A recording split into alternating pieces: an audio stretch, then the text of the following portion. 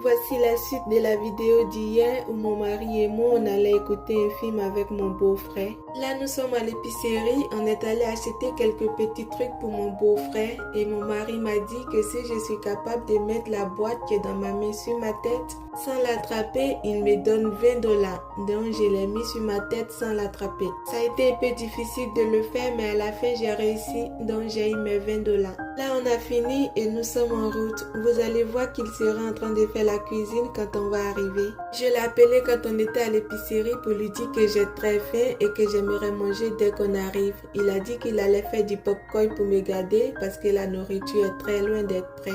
Et voilà, nous sommes arrivés. Voici mon beau-frère chéri. Là, il était en train de nous presser de rentrer parce qu'il voulait pas que les frères s'échappent de sa maison vu qu'il fait chaud dehors. Je me pose souvent la question de savoir comment est-ce que ça va se passer quand on ira en Afrique parce que mon beau-frère, il ne supporte pas du tout la chaleur. Des fois, je lui demande comment est-ce que tu vas faire quand on sera en Afrique vu que tu ne supportes pas du tout la chaleur. Il me dit je vais toucher le sol africain juste pour te faire plaisir. Après ça, je remonte dans l'avion pour retourner au Canada. De toute façon, je sais très bien qu'il ne va pas durer là-bas à cause de la chaleur. Même une semaine sera trop pour lui. Bon, là, je vais l'aider un peu à faire la cuisine pour que ça cuise plus vite parce que c'est sûr que mon mari ne mettra pas la main à la pâte. J'essaye d'être gentil en l'aidant et lui, il essaye de se débarrasser de moi en me demandant d'aller choisir quel film on doit écouter. En même temps, il n'y a presque plus rien à faire. Il a déjà tout fait. Il n'aime pas cuisiner, mais quand il décide de cuisiner, il refuse qu'on l'aide.